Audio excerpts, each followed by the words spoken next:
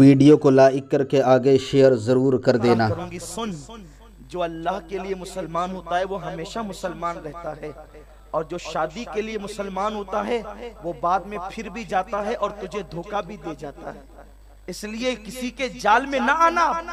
और काफिर मुशरिक तेरे साथ क्या वफा करेगा?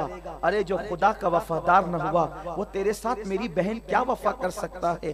दरअसल तुम नादानी कर रही हो।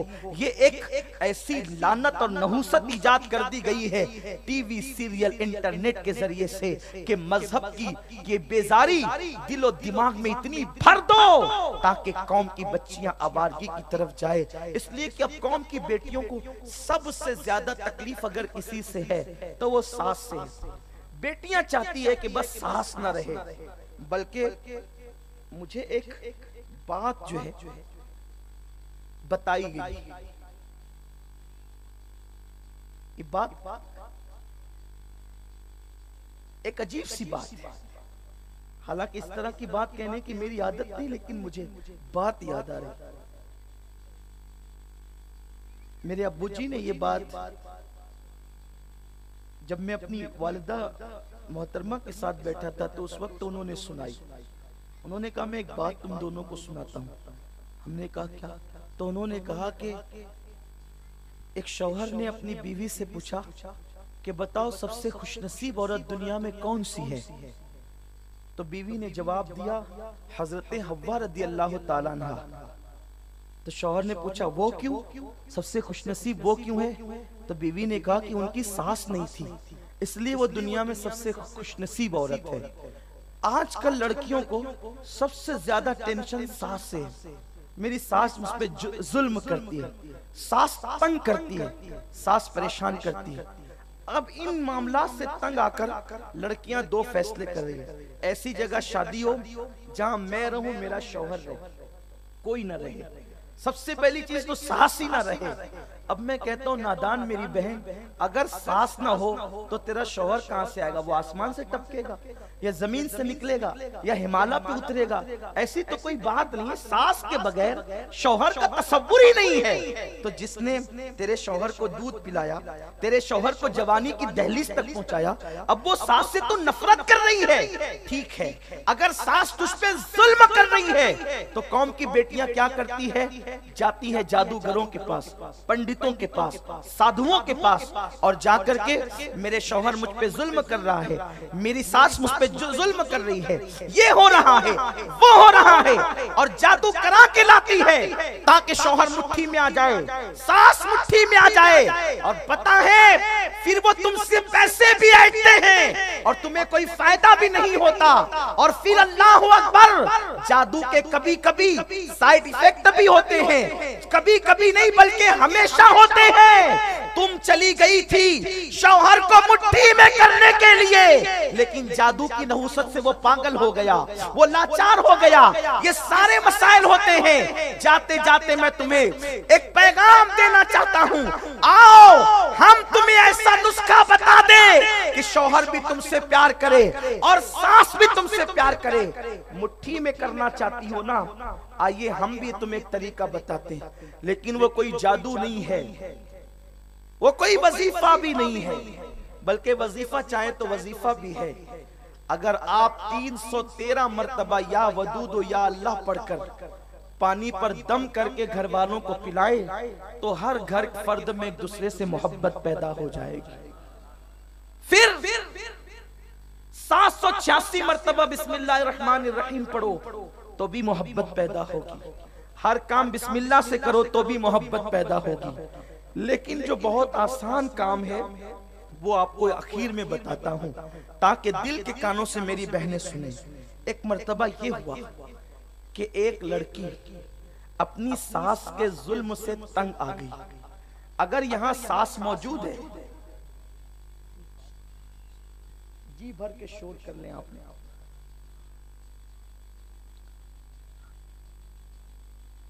एक बार दुरूद शरीफ पढ़ें। अल्लाह रब्ब मुहम्मदिन सल्लल्लाहु अलैहि वसल्लम नहनु इबाद मुहम्मदिन सल्लल्लाहु अलैहि वसल्लम वाला ज़वी व आली अबद दुहूर व करम सलातु व सलाम अलैका या रसूल अल्लाह सल्लल्लाहु तआला अलैहि वसल्लम। सास को भी ये पैगाम है कि अगर हर सास अपनी बहू को बेटी समझे और हर बहू अपनी सास को माँ समझे तो इख्तिलाफात खत्म हो सकते हैं। अगर सास ये सोचे कि मेरी सास ने मुझ पर जैसे जुल्म किया था मैं भी अपनी बहू पे जुल्म करूं, तो मेरी बहन सोच तो सही कि इस बहू को तो तू ही ढूंढ कर तलाश करके लाई है, कितनी अरमान से अपने घर लाई थी और तू ही उसकी दुश्मन हो गई। सोच जरा। और फिर अगर तू सासपन अपनी बहू को बताएगी तो अल्लाह ने तुझे भी तो बेटी दी है। तुम किसी पे जुल्म करोगे तो तुम्हारी बेटी पर भी जुल्म होगा। तो जब तुम अपनी बेटियों के साथ जुल्म नहीं चाहते तो किसी की बेटी पे जुल्म क्यों करते हो? घर में मोहब्बतों का माहौल रखो, और मोहब्बत अल्लाह को पसंद है। और सास तुझे जीना कितने दिन है, तेरी सांसें अब कितनी बाकी है। सास बनने के बाद कोई सास की सांसें ज्यादा दिन तक नहीं रहती, इसलिए कि सास बनते ही बुढ़ापे में है। तो बुढ़ापा आ गया है तो अल्लाह अल्लाह करो, जिसके मामला तो उसको सौंप दो, क्यों किसी के मामले में डिस्टर्ब करते हो? तो मुझे याद आती है एक बात कि एक बहू अपनी सास से बहुत जुल्म से तंग आ गई और बदजन हो गई। तो चूंकि उसके अब्बा के दोस्त बहुत बड़े हकीम थे और उन्हें जड़ी बूटियों की मालूमात में महारत थी, वो बच्ची ने सोचा जब भी मैं अपने माँ बाप को अपनी सास ससुर की शिकायत करती हूँ वो मुझे सब्र की तलकीन करते हैं। अब जाहिर सी बात है, शरीफ माँ बाप का तो तरीका ही है, वतीरा ही ये है कि जब भी बेटी आकर शिकायत करे वो सब्र की तलकीन करेंगे और एहतराम की तालीम देंगे। लेकिन जो बिगड़े हुए लोग हैं, जहाँ शराफत गुजर कर भी नहीं गई है, वो कहते हैं अच्छा वो ऐसा करते हैं तो तू भी ऐसा कर। इसमें कोई इज्जत नहीं। बेटियों को शय देने वाले, अपनी बेटियों को बिगाड़ने वाले, उनके मामलात को तबाह करने वाले वो जालिम माँ बाप हैं। इसलिए जो माए यहाँ मौजूद हैं उनको बताना चाहता हूँ, अगर बेटी शिकायत लेकर आए तो कहो बेटी दुल्हन जोड़ा पहनकर हमारे घर से निकली है, अब सास के घर से तेरा जनाजा निकलना चाहिए। यही शरीफ बेटियों के लिए तालीम है। और फिर इस्लाम कितना अजीम मजहब है। अरे दुआ करो, नफरतें मोहब्बतों में बदल जाएगी। नमाज पढ़ो, दुरूद की कसरत करो, नफरतें मोहब्बत में बदल जाएगी। और फिर सोचो तो सही, अगर तुम शौहर के जुल्म पे सब्र करोगी, सास के जुल्म पे सब्र करोगी, तो अल्लाह तुम्हें हजरत आसिया के सब्र का सवाब अता फरमाए। उस लड़की ने सोचा माँ बाप से कहते सुनते ही नहीं, सब्र की तलकीन करते हैं, क्या करूं? सोचा कि मेरे अब्बा जी के दोस्त तो बड़े हकीम हैं, उनके पास चलते हैं। गई, चचा जान आप मेरे अब्बू के बड़े गहरे दोस्त हैं, आप मुझे बचपन से बेटी की तरह चाहते हैं, मेरी सास मुझे बहुत तकलीफ देती है, एक काम करें चचा जान कि आप ऐसा जहर दो कि मैं उसको खिला दूं और वो मर जाए। देखो किसी को सताओगे तो इंतकाम की आग ऐसी भड़कती है, बहू बद्दुआ देगी या उसके दिल से आहें निकलेगी तो फिर तुम कहीं की नहीं रहोगे। इसलिए जुल्म मत करो, जुल्म अल्लाह को पसंद नहीं। उस लड़की ने हकीम से कहा कि आप चचा जान को ऐसा जहर दें। वो हकीम भी वाकई हकीम था, उस दौर के लोग बड़े शरीफ थे, बड़े शरीफ थे। हकीम ने कहा बेटी अगर मैं तुझे खतरनाक जहर दूं और तेरी सास एक ही दिन में मर जाए ना बेटी, तो सारा इल्जाम तेरे सर आएगा। बेटी एक काम कर, मैं तुझे तकरीबन 3 महीने की पुड़ियां देता हूं, तू 3 महीने में हर दिन खाने में वो चुटकी भर मिला करके तेरी सास को खिलाया कर। तो ये बिल्कुल धीरा जहर होगा, स्लो पॉइजन आप जिसको कह लें, कि वो धीरे धीरे उस पे असर करेगा और 3 महीने के बाद तेरी सास मर जाएगी। तो इस तरह से तेरे ऊपर कोई इल्जाम भी नहीं आएगा और वो मर भी जाएगी, तेरा कांटा खत्म हो जाएगा, तेरी रास्ते से जो रोड़ा बन करके वो खड़ी है वो हट जाएगी।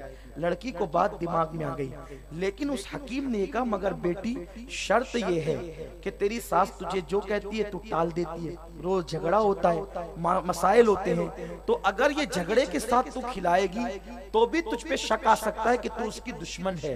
तो एक काम कर, जब से तू ये जहर देना शुरू करना, वो सोए लेटे बिस्तर पे तो उसके पैर दबाने लगना, वो पानी मांगे तो उसके सामने उसके जुमले मुकम्मल होने से पहले उसे पानी हाजिर कर देना, बल्कि पानी मांगे तो दूध पेश करना, उसके साथ ऐसा सुलूक करना जैसे तू अपनी माँ के साथ कर रही है। तो इसमें होगा ये कि तू ये जहर देती रहेगी और मोहब्बत से देगी, तो 3 महीने के बाद जब वो मरेगी तो तुझ पे कोई इल्जाम नहीं आएगा। अब वो 3 महीने की पुड़िया तो ले करके आई, अब खाने में मिला करके चुपके से देती रही, अच्छे अच्छे खाने पका के देती रही, सास के कपड़े धुलती रही, वो लेटती थी तो पैर दबाती थी, पानी मांगती थी, जुमले मुकम्मल नहीं होते थे, पानी पेश किया। अब झगड़ा खत्म हो गया घर में। अब हाल ये सास को लगा अरे मेरी बहू तो बेटी की तरह रहती है, तो सास गालियां और बद्दुआ की बजाय अब दुआएं दे रही है। ये बेटी बन गई, ये माँ बन गई। अभी चंद ही महीने गुजरे थे, 3 महीने पूरे नहीं हुए थे, सास बहू में माँ बेटी की तरह मोहब्बत पैदा हो गई, झगड़ों का खात्मा हो गया। बहू ने सोचा मैंने बहुत बड़ी गलती की है जिंदगी की, हाय 3 महीने के बाद मेरी सास मर जाएगी, इतनी अच्छी सास, इतनी प्यारी सास मेरी मर जाएगी, मेरा क्या होगा। तो फिर वो दौड़ते भागते उस हकीम के पास गई, चचा जान मुझसे बहुत बड़ी गलती हुई, वो जहर मैंने खिलाया और लेकिन अब मेरे घर का माहौल ऐसा है जो कभी जहन्नम कदा बना था वो जन्नत निशान बन गया। अब मेरी सास की मोहब्बत देखकर मेरा शौहर भी प्यार करता है, इसलिए कि आपने कहा था वो लेटे तो पैर दबाना, उसकी खिदमत करना, उसे प्यार देना। मैं प्यार देने लगी, वो भी प्यार देने लगी। अब सास बहू नहीं, हम तो माँ बेटी की तरह रहने लगे। चचा जान अब कुछ भी करो मेरी सास को बचा लो, वो मरना नहीं चाहिए। मैंने बहुत बड़ी गलती की है कि उसे जहर दे दिया है खाने में। उस बूढ़े ने मुस्कुरा के कहा बेटी मैं जानता था कि मोहब्बत के बदले में यही मंजर पेश आने वाला है, इसलिए मैंने कोई जहर तुझे नहीं दिया था, बल्कि वो जड़ी मैंने तेरी सास को ताकत के तौर पर खिलवाई थी। और मैं जानता था कि जब तू उससे अच्छे से पेश आएगी तो वो भी तुझसे अच्छे से पेश आएगी और नफरतें मोहब्बतों में बदल जाएगी, नफरतें प्यार में बदल जाएगी। बेटी जा तेरी सास नहीं मरेगी इंशाल्लाह, वो जहर नहीं था, तुझे सास का फरमाबरदार बनाने के लिए मैंने वो नुस्खा इस्तेमाल किया था। अब मैं अपनी बहनों से कहना चाहता हूँ, सुन्नी दावत इस्लामी के इज्तिमा में आने वाली हूँ, हम पूरा दीन पेश करते हैं आपके सामने, सिर्फ नमाज नहीं, सिर्फ रोजा नहीं, सिर्फ हज नहीं, सिर्फ ज़कात नहीं, सिर्फ तस्बीह नहीं। जाओ जाओ आज ये नुस्खा लेकर के जाओ। अगर तुम्हारी सास नफरत करती है जब वो लेटे तो तुम उसके पैर दबाया करो, उसके कपड़े उतरे तो धुल दिया करो, वो जो मांगे पेश कर दिया करो, वो डांटे तो सर झुका के सुन लिया करो। अगर तुमने ऐसा किया फिर देखना इंशाअल्लाह नफरतें मोहब्बत में बदल जाएगी। आपने सुना होगा जिस रंग का चश्मा लगाओगी दुनिया ऐसी नजर आएगी। दरअसल तुमको हर इंसान दुश्मन इसलिए नजर आता है कि तुम्हारी आंखों पे नफरत के चश्मे लगे हैं। ननन दुश्मन नजर आती है, जिठानी दुश्मन नजर आती है, देवर दुश्मन नजर आता है, जेठ दुश्मन नजर आता है, सास ससुर दुश्मन नजर आते हैं। निकाल दो नफरत के चश्मे और मोहब्बत के चश्मे लगा लो, आपको सब महबूब ही नजर आएंगे। मैं उम्मीद करता हूँ इस सुन्नी इज्तिमा से हम मोहब्बतों का पैगाम लेकर के जाएंगे। हजरत बाबा फरीदुद्दीन गंज शकर रदी अल्लाह अन्हु फरमाते हैं, अगर तुम्हारे रास्ते में कोई कांटे बिछाए तो तुम कांटे के जवाब में कांटे न बिछाओ, इसलिए कि कांटे के जवाब में कांटे बिछाओगे तो दुनिया कांटों से भर जाएगी, दुनिया कांटों से भर जाएगी। वीडियो अगर अच्छा लगा हो तो लाइक करके आगे शेयर जरूर कर देना। अल्लाह हाफिज।